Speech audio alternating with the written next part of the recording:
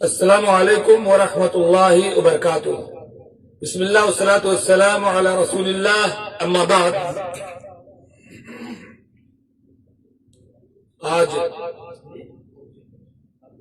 کی اس مجلس میں ہمارے ساتھ کچھ مشائخ ہیں، تو میں چاہوں گا کہ اس مجلس میں کچھ دینی گفتگو کرتے ہوئے سوشل میڈیا کے ذریعے آپ لوگوں تک اللہ کے دین کی باتیں پہنچائی جائیں۔ اللہ تعالی ہمیں حق بات کہنے کی اور اسے سننے کی اور اس پر عمل کی توفیق عطا فرمائے۔ سب سے پہلے ہمارے برادر محترم شریف صاحب ہیں، شریف اعظمی، یہ قرآن پاک کی تلاوت کریں گے۔ اس کے بعد فضیلت الشیخ عبدالرقیب سلفی حفظہ اللہ آپ کو بتلائیں گے کہ قرآن کریم سے ہمارا تعلق کیسا ہونا چاہیے۔ اس کے بعد استاد محترم شیخ فضل الرحمان مدنی حفظہ اللہ ان لوگوں کو متنبہ کریں گے جو سوشل میڈیا پر الٹے سیدھے ہر طرح کی حدیث کے نام پر چیزیں نشر کرتے رہتے ہیں اور جھوٹ اور شرک و بدعات پھیلاتے ہیں۔ تیسرے نمبر ہمارے فضیلت الشیخ ریاض الدین جمال الدین فیضی حفظہ اللہ ہیں، وہ ایسے تمام اہل علم سے گزارش کریں گے ان کو اللہ تعالیٰ نے حق عطا فرمایا ہے کہ وہ کس طریقے سے سوشل میڈیا سے فائدہ اٹھائیں اور ذرا برابر بھی سستی نہ کریں۔ جس میدان میں جہاں لوگ برائیاں پھیلا رہے ہیں کیسی ذمہ داری ان کی بنتی ہے، وہ اپنے حساب سے شیخ نصیحت کریں گے۔ تو سب سے پہلے میں شریف بھائی سے گزارش کروں گا کہ وہ سورہ بقرہ کی آخری 2 آیتوں کی تلاوت فرمائیں۔ گلا خراب ہے تب بھی۔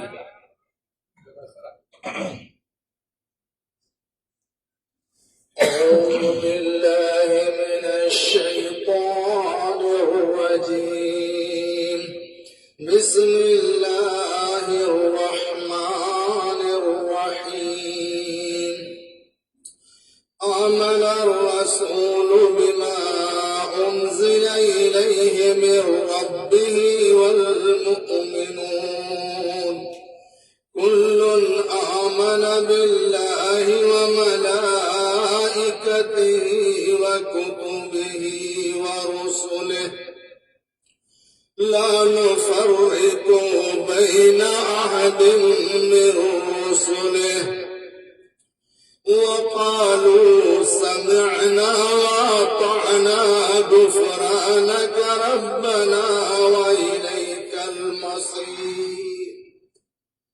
لا يكلف الله نفسا إلا وسعها لها ما كسبت وعليها ما اكتسبت ربنا لا تؤاخذنا إن نسينا أو أخطأنا ربنا ولا تحمل علينا إصرا كما حملته على الذين من قبلنا ربنا ولا تحملنا ما لا طاقة لنا به واعف عنا واغفر لنا وارحمنا أنت مولانا فانصرنا على القوم الكافرين. مائک اگر استعمال کرنا چاہیں تو کریں اور نہ کرنا چاہیں وہ نہ کریں۔ شیخ عبدالرقیب صاحب، قرآن کریم سے ہمارا تعلق کیسا ہونا چاہیے، تھوڑی سی گفتگو فرمائیں۔ بسم اللہ الرحمن الرحیم. الحمد للہ والصلاة والسلام علی رسول اللہ، اما بعد. النبی صلی اللہ علیہ وسلم خیرکم من تعلم القرآن وعلمہ. قرآن مجید ہماری زندگی میں ایک روح کی حیثیت سے ہے. اسی کے ذریعے سے اللہ رب العالمین نے ہم تک اسلام کو پہنچایا، اور اس قرآن کی اہمیت کا ہمیں اندازہ ہے، اہتمام کی کمی کہہ سکتے ہیں، لیکن پہلے کے مقابلے میں قدر بہتری بھی آئی ہے اور اس جانب ہماری توجہ بھی ہوئی ہے۔ اس جانب چند باتیں میں جو بتانا چاہتا ہوں۔ پہلے ہم جب بچپن میں تھے تو اس قرآن مجید کو پڑھانے کا جو شوق ہوتا تھا، بچوں سے ہٹ کر بچیوں کے تعلق سے خصوصاً اس لیے ان کو پڑھایا جاتا تھا کہ ان کی شادی میں رکاوٹ نہ بنے، کیونکہ جب بھی کہیں سے کوئی رشتہ آتا تو وہ لوگ یہ پوچھتے تھے کہ بھئی بچی قرآن پڑھی ہے یا نہیں پڑھی ہے۔ اس ڈر سے ان بچیوں کو قرآن پڑھایا جاتا تھا، اور یہاں تک میں نے دیکھا ہے کہ جس رشتے کے لیے آتے تھے لوگ تو باقاعدہ انٹرویو کے طور پر اس بچی سے قرآن مجید سنتے تھے۔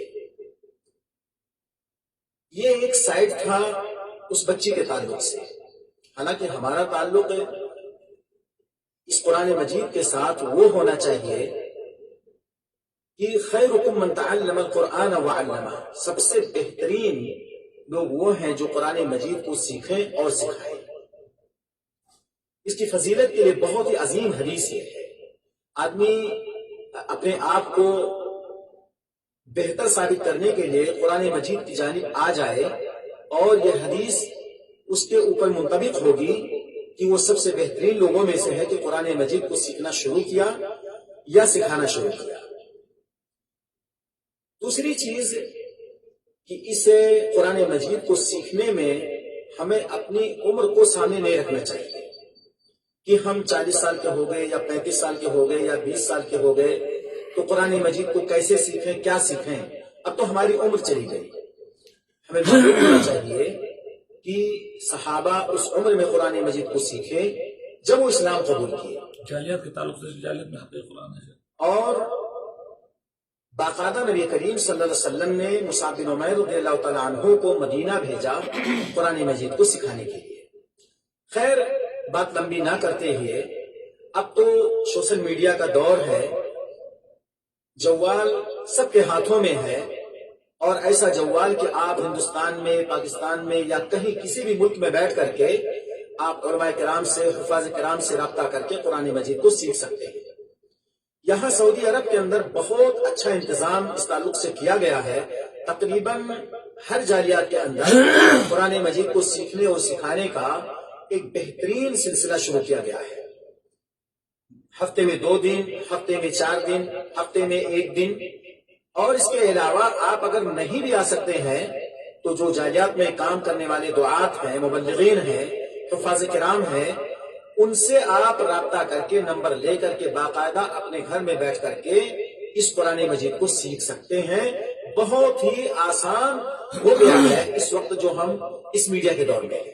اس لیے ہم اور آپ یہ جو قرآن مجید ایک عظیم کتاب ہے جو ہماری زندگی کا ایک بہت بڑا حصہ اس میں ہے، ہمیں چاہیے کہ ہم اس قرآن مجید کو سیکھیں اور اس مبارک کام سے اپنے آپ کو پیچھے نہ رکھیں۔ اللہ تعالیٰ ہمیں اس بات کی توفیق عطا فرمائے، اور نہ صرف سیکھیں پڑھنے کا بلکہ اس کے ترجمے کے ساتھ، قرآن مجید کے ترجمے کے ساتھ ہر زندہ زبان میں اس قرآن مجید کا ترجمہ بھی کر دیا گیا ہے۔ اللہ ہم سب کو اس کی توفیق عطا فرمائے۔ وآخر دعوانا ان الحمد للہ رب العالمین۔ فضل الشیخ فضل الرحمان مدنی حفظ اللہ یہ ذکر کریں گے، سوشل میڈیا پر یا کہیں بھی تقریر میں، خطبے میں لوگ لحاظ نہیں کرتے ہیں اللہ کے نبی صلی اللہ علیہ وسلم کے نام پر، الٹی سیدھی، ضعیف صحیح، ہر طرح کی باتیں لوگ اپنے منہج کو، اپنی بات کو ثابت کرنے کے لیے پیش کرتے ہیں۔ شیخ سے گزارش ہے کہ ایسے لوگوں کو تھوڑی نصیحت فرمائیں تاکہ وہ ایک بہت بڑی وعید سے بچ سکے۔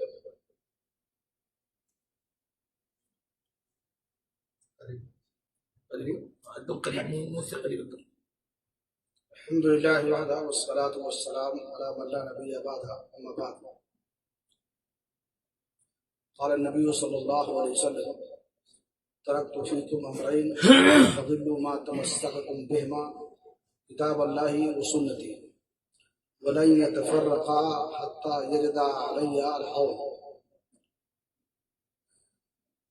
اس میں کوئی شک نہیں ہے دین اسلام جو اللہ رب العالمین کا پسندیدہ دین ہے، جس کو اللہ تعالیٰ نے اپنے لیے پسند کیا ہے اور اپنے بندوں کے لیے پسند کیا ہے، اس کا مصدر اور منبع قرآن و حدیث ہے۔ قرآن کو بھی اللہ رب العالمین نے محفوظ رکھا ہے اور حدیث کو بھی اللہ رب العالمین نے محفوظ رکھا ہے۔ اللہ کے نبی جناب محمد رسول اللہ صلی اللہ علیہ وسلم نے فرمایا کہ میں تمہارے مابین دو چیزیں چھوڑ کر کے جاتا ہوں، جب تک ان دونوں کو مضبوطی کے ساتھ پکڑے رہو گے تم گمراہ نہیں ہوگے، یعنی اللہ رب العالمین کی کتاب اور میری سنت یعنی حدیث رسول صلی اللہ علیہ وسلم، یہ دونوں چیزیں اسلام کا مصدر ہیں اور اسلام کی ساری باتیں انہیں سے لی جائیں گی اور اخذ کی جائیں گی۔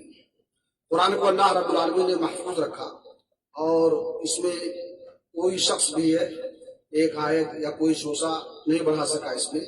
اس طرح سے اللہ رب العالمین نے بھی حدیثوں کو بھی محفوظ رکھا ہے اور اس کے لیے محدثین کا گروہ، محدثین کی ایک جماعت، ایک ٹیم تیار ہوئی جنہوں نے محنت کر کے اور کوشش کر کے ان تمام چیزوں کو جو اللہ کے نبی جناب محمد رسول اللہ صلی اللہ علیہ وسلم کی طرف منسوخ کی گئی تھی اور اس کی نسبت آپ کی طرف صحیح نہیں تھی، اس کو الگ کیا اور ضعیف اور موضوع حدیثوں کو الگ کیا۔ ایک مستقل بحث ہے۔ 12 صحیح حدیث کا ذخیرہ موجود ہے، صحیحین ہے اور اس کے علاوہ بہت ساری کتب حدیث میں صحیح حدیثیں موجود ہیں، لیکن دیگر کتابوں میں کچھ ایسی حدیثیں ہیں جو ضعیف ہیں، بلکہ بعض کتب حدیث میں موضوع حدیثیں بھی ہیں، لیکن علماء نے اس کی تمیز کی ہے اور اس کو واضح کیا ہے۔ وہ لوگ جو علم رجال پڑھتے ہیں اور جرح و تعدیل سے واقف ہوتے ہیں وہ اس کو جانتے ہیں۔ بہت سارے لوگ اس بات کی پرواہ نہیں کرتے ہیں کہ حدیثیں بیان کرنے میں کہ صحیح حدیث ہے کہ صحیح حدیث نہیں ہے، جو کچھ بھی ان کے ذہن میں حدیث کے تعلق سے ہوتا ہے صحت اور ذوق کا لحاظ کیے بغیر جو ہے اس کو بیان کر دیتے ہیں، اور بہت ساری چیزیں اللہ کے نبی جناب محمد رسول اللہ صلی اللہ علیہ وسلم کی طرف منسوخ کر دیتے ہیں، جبکہ وہ آپ کی بات نہیں ہوتی ہے، آپ کی حدیث نہیں ہوتی ہے۔ آپ کی طرف کسی ایسی چیز کی نسبت کرنا جو آپ نے نہ کہی ہو یا آپ نے نہ کیا ہو یا صحابہ کرام نے آپ کی موجودگی میں، عدم موجودگی میں کیا ہو، اس پر آپ نے ان کو باقی نہ رکھا ہو، وہ حدیث نہیں ہے۔ اور اس طرح کی نسبت کرنا آپ کی طرف ایک خطیر جرم ہے۔ اللہ کے نبی جناب محمد رسول اللہ صلی اللہ علیہ وسلم نے فرمایا من کذب علی متعمدا فلیتبوأ مقعدہ من النار، جو شخص میری طرف کوئی جھوٹ بات منسوخ کرے، یعنی اللہ کے رسول کی حدیث نہ ہو، اس کی نسبت کرے اللہ کے رسول صلی اللہ علیہ وسلم کی طرف، تو اس کا ٹھکانہ جو ہے جہنم ہوگا۔ اس لیے اس میں تحقیق سے کام لینا چاہیے، اور وہ شخص جس کو صلاحیت نہ ہو تحقیق کی، اس کی صحیح اور ضعیف میں تمیز کرنے کی صلاحیت نہ ہو، تو علماء کی طرف رجوع کرے یا کتب حدیث جو صحت کے التزام کے ساتھ لکھی گئی ہے ان کی طرف رجوع کرے اور صحیح حدیثیں ہی بیان کرنا چاہیے، چاہے ان کا تعلق عبادات سے ہو یا معاملات سے ہو یا فضائل سے ہو۔ اور صحابہ کرام بھی اس بات کی تحقیق کرتے تھے جب کبھی شبہ ہوتا تھا ان کو کہ اللہ کے وسلم کی حدیث ہے کہ حدیث نہیں ہے۔ ایک حدیث ہے ابو ہریرہ رضی اللہ تعالیٰ اس کے راوی ہیں، وہ فرماتے ہیں من شہد الجنازہ حتی یصلی علیہا یرجع من الاجر بقیراط، کہ جو شخص جنازے کی نماز میں حاضر ہو اور جنازہ پڑھ کر کے واپس چلا جائے اور بعد میں وہ وہاں شریک نہ ہو تو اس کو 1 قیراط اجر ملے گا۔ ومن شہدہا حتی یدفن، وفی بعض روایہ حتی یفرغ من دفنہا، کہ جو شخص جنازے میں حاضر ہو، جنازے کی نماز پڑھے اور اس کے بعد قبرستان جائے اور وہاں رہے یہاں تک کہ میت کے دفن سے فراغت ہو جائے اور فارغ ہو جائیں، تو اس کو 2 قیراط اجر ملے گا۔ یہ حدیث صحابی رسول ابو ہریرہ رضی اللہ تعالیٰ نے بیان کی، اور بہت ساری حدیثوں کو انہوں نے بیان کیا ہے۔ کتب حدیث میں سب سے زیادہ حدیثیں انہیں کی ملتی ہیں۔ تو عبداللہ بن عمر رضی اللہ تعالیٰ عنہ جب یہ حدیث معلوم ہوئی کہ ابو ہریرہ نے کہا ہے تو ان کو شک ہوا اور کہا کہ ابو ہریرہ جو ہے یہ بہت زیادہ حدیثیں دھڑا دھڑ بیان کرتے ہیں، ہو سکتا ہے سننے میں ان کو جو ہے وہم ہو گیا ہو اور بات سمجھنے میں یا وہم ہو گیا ہو، اللہ کے رسول ایسا نہیں کہہ سکتے۔ اس کے بعد تحقیق کے لیے عائشہ رضی اللہ تعالیٰ عنہ کے پاس ایک آدمی کو بھیجا اور کہا جاؤ عائشہ سے پوچھو کہ اللہ کے نبی صلی اللہ علیہ وسلم نے یہ حدیث بیان کی ہے تو عائشہ رضی اللہ عنہ نے تصدیق کی کہ ہاں اللہ کے رسول نے کہا کہ جنازے کی نماز میں جائے گا اور جنازہ پڑھ کر کے واپس آ جائے گا تو اس کو 1 قرات ملے گا، اور جو آخر تک رہے گا اس کو 2 قرات ملے گا۔ اور ہر قرات بعض روایت میں ہے کہ وہ پہاڑ کے برابر ہوگا، یا بعض روایتوں میں ہے کل قیراتین مثل جبلین عظیمین، یہ ہر قرات 2 قرات جو ہے 2 بڑے پہاڑ کے برابر ہوگا۔ تو ہمیں حدیثوں کے بیان کرنے میں تحقیق کرنی چاہیے، اس لیے کہ بغیر تحقیق کے بہت ساری باتیں جو اللہ کے نبی کی صلی اللہ علیہ وسلم منسوخ کر دی جائیں اور وہ آپ کی بات نہ ہو تو اس پر جو ہے آخرت میں جہنم اس کا مقام اور ٹھکانہ ہوگا۔ اللہ رب العالمین توفیق بخشے کہ ہم قرآن و حدیث پر عمل کریں اور اسے بیان کریں اور حدیثوں کو تحقیق کے ساتھ بیان کریں، جو حدیثیں صحیح ہوں انہیں کو بیان کریں، چاہے ان کا تعلق عبادات سے ہو یا معاملات سے ہو یا فضائل سے ہو۔ تقبل یا رب العالمین۔ جزاکم اللہ خیر۔ خصوصاً سوشل میڈیا پر ہمارے بہت سے دین پسند حضرات حدیثیں شیئر کرنا چاہتے ہیں، ان سے گزارش ہے کہ اگر کوئی حدیث شیئر کرنا چاہیں تو اپنے سے قریب علماء اور مشائخ سے رابطہ کر لیں کہ وہ حدیث صحیح ہے یا نہیں، اس کے بعد اس کو نشر کریں۔ اصل میں ہوتا کیا ہے کہ اس کا لحاظ نہ کرنے کی وجہ سے ہم شرکیات کو بڑھاوا دیتے ہیں، بدعات کو بڑھاوا دیتے ہیں، اگر صحت اور ضابطہ کا خیال نہیں رکھتے ہیں تو اللہ میں توفیق دے۔ اس کے بعد فیض الشیخ ریاض الدین فیضی حفظ اللہ سوشل میڈیا پر کام کرنے کے تعلق سے اس کی تھوڑی اہمیت بیان کریں گے۔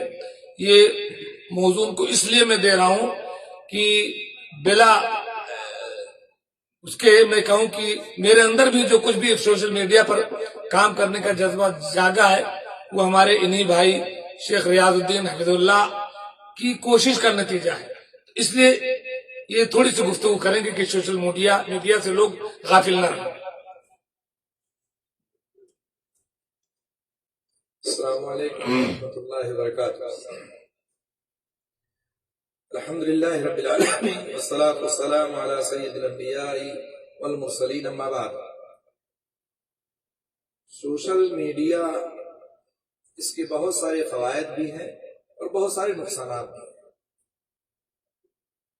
سوشل میڈیا اپنے آپ میں یہ نہ اچھا ہے اور نہ برا، البتہ اس کے استعمال کرنے والے پر وہ اپنا اثر ڈالتی ہے کہ آپ استعمال کیسا کرتے ہیں۔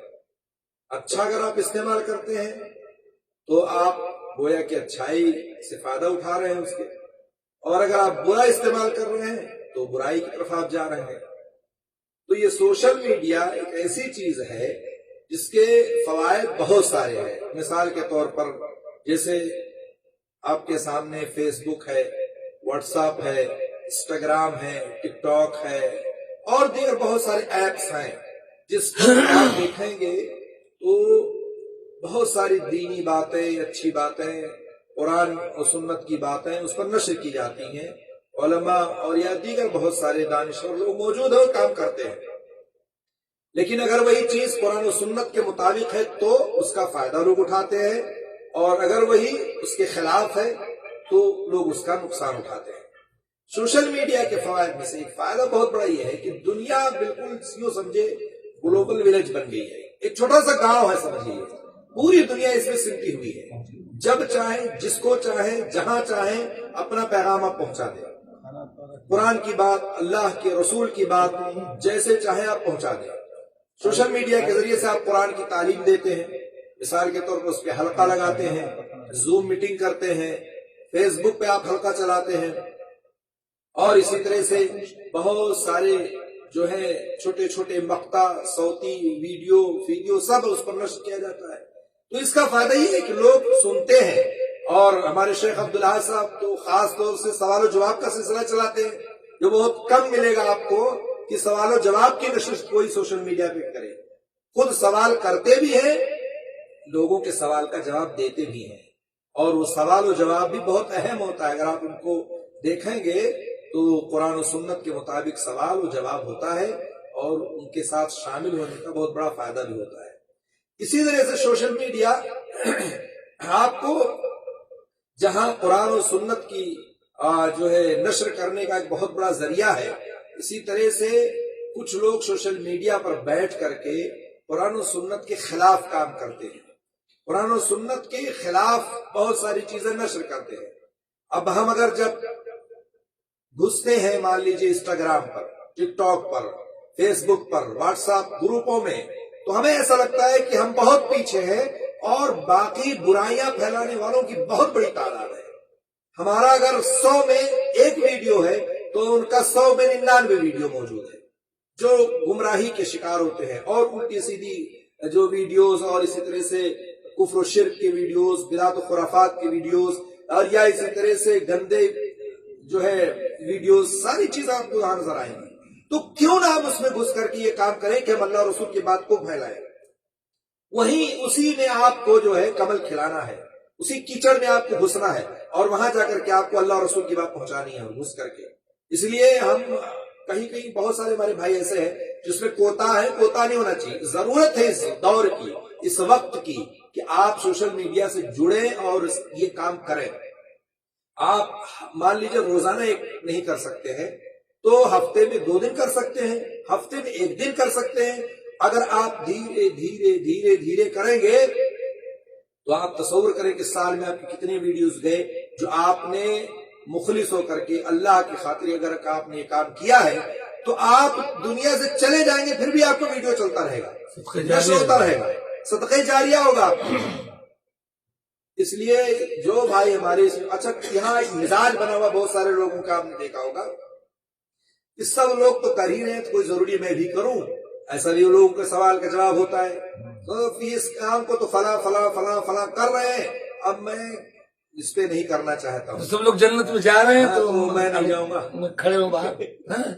तो इस तरह से ये नहीं मतलब ये कि आप अगर आपको अल्लाह ने इल्म दी है, अल्लाह ने अगर आपको सलाहियत दी है बोलने की, नशर करने की, चलाने की सोशल मीडिया को, तो जरूर आप चाहे एक जुमला ही लिख के डाल दें, एक हदीस ही पढ़ के बोल दें, एक जुमला ही अगर आप बोल देते हैं, बाज दफा छोटे से जुमला, छोटी सी क्लिप लोगों के दिलों में घर कर जाती है और उसके लिए हिदायत का रास्ता बन जाता है। इसलिए ये इंसान इस मौके का फायदा उठाए। कल के दिन हो सकता है कोई और मामला आ जाए सामने जिससे हम लोग न फायदा उठा सके, इसलिए ये काम हमें करना चाहिए।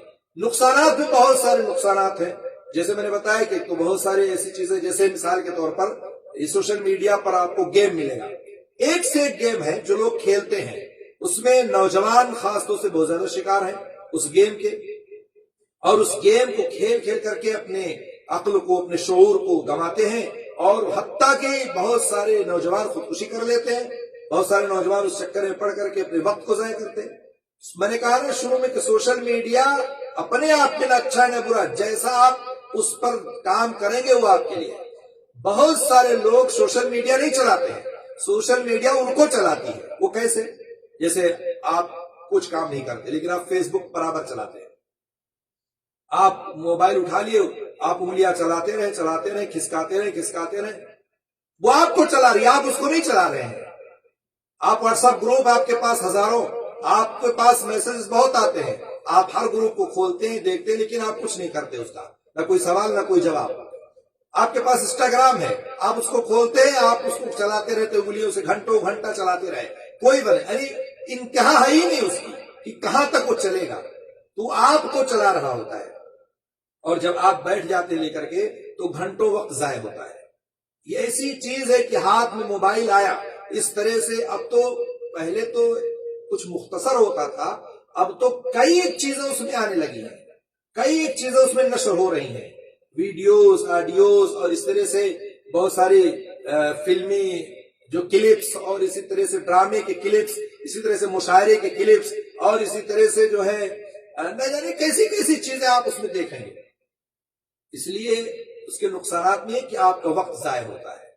आप एक बार मोबाइल उठा लिए तो 1 घंटा आपका आराम से चला जाता, पता नहीं चलता है। और इसी तरह से सोशल मीडिया पर बहुत सारे हजरात हमारे जो है चलाते हैं, लेकिन कभी ये नहीं सोचते कि इसके जरिए से हमें जो नुकसान पहुंच रहा है वो ना पहुंचे, बल्कि हम उसको लोगों को फायदा पहुंचाए। तो इसलिए ये एक ऐसी चीज है, एक ऐसा प्लेटफॉर्म है कि अल्हम्दुलिल्लाह जब से कोरोना आया है और कोरोना के अय्याम से बहुत सारे उलमा, बहुत सारे दुआत, बहुत सारे मुबल्लिगीन इससे जुड़े और उन्होंने काम किया और बेशुमार काम किया, और उसके बाद कुछ लोग सुस्त पड़ गए, कुछ लोग अभी उसी डगर पर चल रहे हैं। اور انشاءاللہ اگر اپنے آپ میں آدمی مخلص ہے تو اللہ تعالیٰ اس کو قبول فرمائے گا. اس لیے ہمیں چاہیے کہ ہم اس سے فائدہ اٹھائیں، لوگوں کو فائدہ پہنچائیں، جتنا ہو سکے استطاعت کے مطابق اتنا ہم اس پر کام کرتے رہیں، قرآن و سنت کو عام کریں، پھیلاتے رہیں، چونکہ یہ ہماری ذمہ داری ہے. ہم اپنے ہاتھ موبائل لے ہیں، اینڈرائڈ موبائل ہے، اس موبائل سے ہم صرف فون کا استعمال نہ کریں بلکہ ان تمام چیزوں کو جو ہمارے موبائل میں ایپس موجود ہیں اس کے ذریعے سے بھی ہم اپنے اللہ اور رسول کے پیغام کو عام کرنے کی کوشش کریں. اور یہ ہر شخص کی ذمہ داری ہے، ہر دائی کی ذمہ داری ہے، ہر پڑھے لکھے شخص کی ذمہ داری ہے. اگر وہ قرآن و سنت کے صحیح پیغام کو لوگوں تک پہنچاتا ہے تو یقین مانیے اس کے لیے صدقہ جاریہ ہوگا، اور کل قیامت کے دن اس کے لیے میزان میں اس کا عمل وزنی ہو جائے گا، بھاری ہوگا. اللہ تعالیٰ سے دعا ہے اللہ تعالیٰ ہم لوگوں کو قرآن و سنت کا پابند بنائے اور اس پر عمل کی توفیق دے، اور جو کچھ ہم لوگ کام کر رہے ہیں اللہ تعالیٰ اس میں ہم تمام لوگوں کو مخلص بنائے. آمین رب العالمین. السلام علیکم. جزاکم اللہ خیرہ. سچی بات تو یہ ہے کہ کیسی بھی چھوٹی ہو نیکی پر اسے ہلکی نہ جان. رب کو بخشش کے لیے کوئی بہانہ چاہیے. سوشل میڈیا پر ایک جملہ آپ کا لوگوں کی زندگی بدل سکتا ہے. ایک جملہ میں پیش کر کے بات ختم کروں گا. کل پرسوں میں نے ایک جملہ پڑھا سوشل میڈیا پر، صاحب نے لکھا تھا کہ وہ انسان، وہ مسلمان جو اتنا غریب و فقیر ہے کہ ہفتے میں ایک مرغی نہیں کھا سکتا، وہ پیر کے قبر پر ایک بکرا ذبح کر کے چلا رہا ہے. اللہ تعالیٰ ہمیں توحید پر قائم رکھے، سنت پر قائم رکھے، ہر طرح کی شرک و بدعات اور خرافات سے بچائے، اور اللہ کے دین کو پھیلانے کے لیے اللہ تعالیٰ ہمیں اس کی توفیق دے. زمانے کو پیام حق سنانے کی ضرورت ہے، خدا کے دین کی جانب بلانے کی ضرورت ہے. السلام علیکم ورحمۃ اللہ وبرکاتہ.